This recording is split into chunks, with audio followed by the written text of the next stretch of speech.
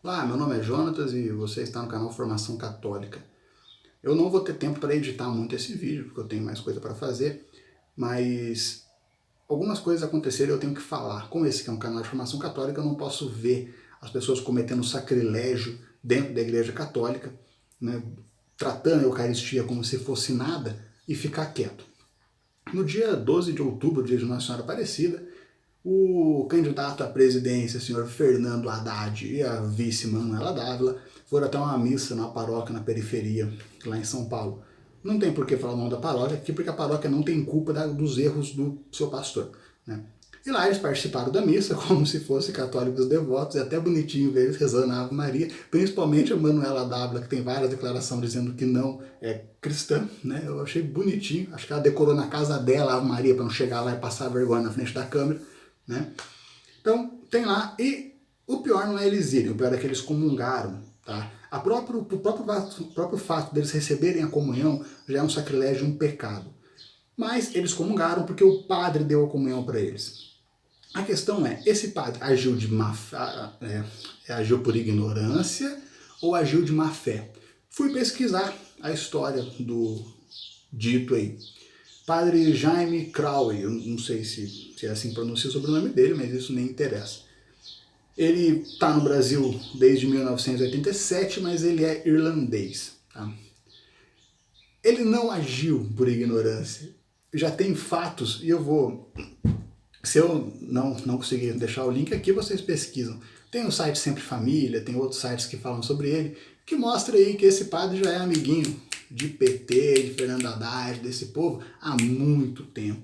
Esse padre teve na celebração ecumênica, lá no dia que o ladrão, o Lula, estava para ser preso, naquela que teve na frente do sindicato do metalúrgico, ele estava lá, ele já recebeu um prêmio do Fernando Haddad de negócio de direitos humanos lá, quando o Fernando Haddad foi prefeito de São Paulo. Então ele tem ligação, ele é brother, ele é amiguinho, você encontra várias fotos desse cara com esse povo comunista. Então ele deu a comunhão porque ele agiu de má fé. Ele sabia quem era, ele sabia o que prega, ele é íntimo desse povo e mesmo assim ele deu a comunhão. Mas acontece o seguinte, o padre pode negar a comunhão? Porque tem gente que fala, ah não, mas não pode negar a comunhão porque sei lá, Jesus é amor, pregava o amor, a tolerância, vai que isso converte. Para começar, isso não vai converter porque eles nem acreditam na fé católica, tá? A própria essência do comunismo é não acreditar na fé católica. Não tem como. Os cristãos, para eles, a doutrina cristã só atrapalha o movimento. Enquanto é útil, eles se infiltram dentro da Igreja Católica, que é o que a Teologia da Libertação faz, para tentar sugar os católicos que restam para eles, para tentar destruir a doutrina por dentro.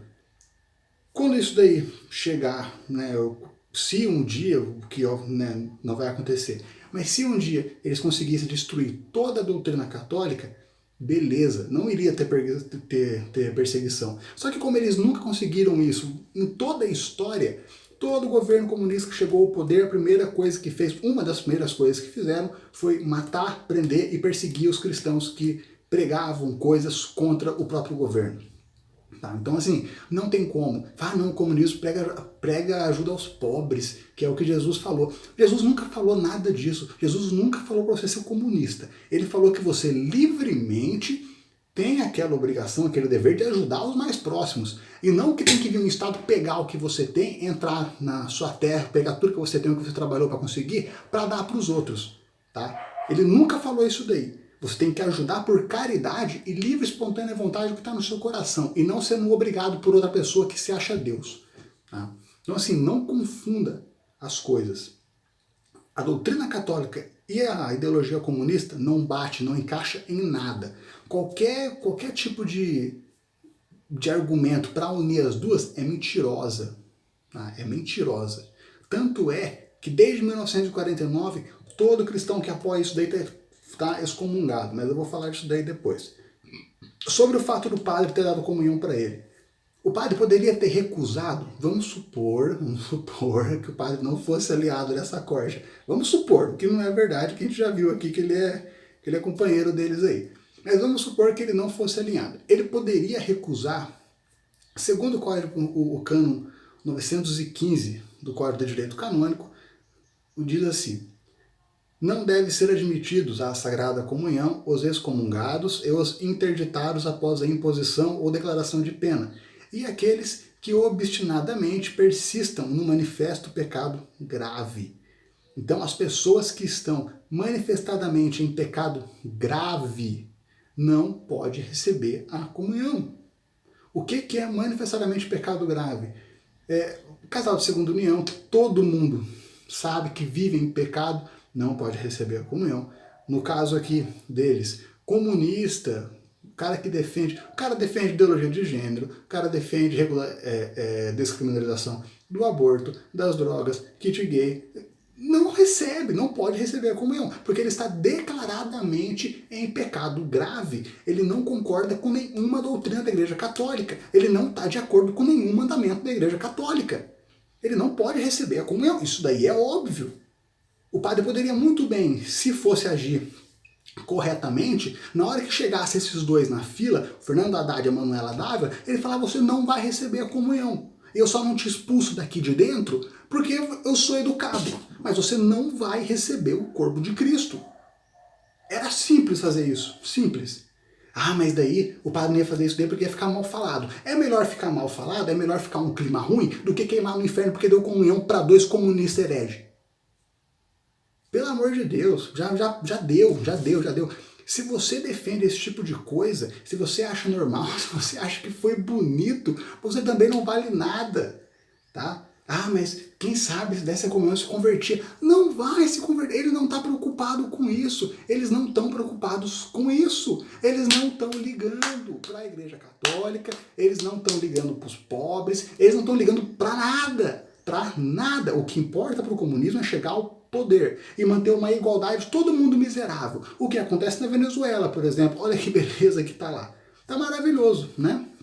Então assim, para de defender esses caras, para. Ah não, porque Jesus é amor, Jesus veio pregar a tolerância. Ó, já deu. Acabou, para de usar a Bíblia como fundamento dos seus pecados e das suas ideias deturpadas sobre o que é religião, sobre o que é política. Acabou. Já encheu o saco. E tanto que eu estou falando está fundamentado na própria doutrina, que o Papa Pio XII, em 1948, escreveu lá o decreto contra o comunismo. Então ele vai dizer que os católicos que favorecerem, votarem ou se filiarem em partidos comunistas, ler, publicar ou escrever qualquer material que defendesse o comunismo, estaria automaticamente excomungado. E de todos os católicos, quem obstinação consciente defende abertamente o comunismo é considerado apóstata. Está excomungado. Você não pode comungar, você não pode receber a comunhão, falar que você é católico, se você defende um partido que é contra todos as normas de fé, as regras de fé, os princípios morais e éticos da religião católica. Entende? Então assim, não dá. O que os católicos podem fazer, tá, para evitar isso daí? Se você é de uma paróquia em que o seu padre defende esse tipo de coisa, fala que não, porque o PT é maravilhoso, o PT tirou os pobres da pobreza. Eu não conheço um pobre que hoje está rico por causa do PT.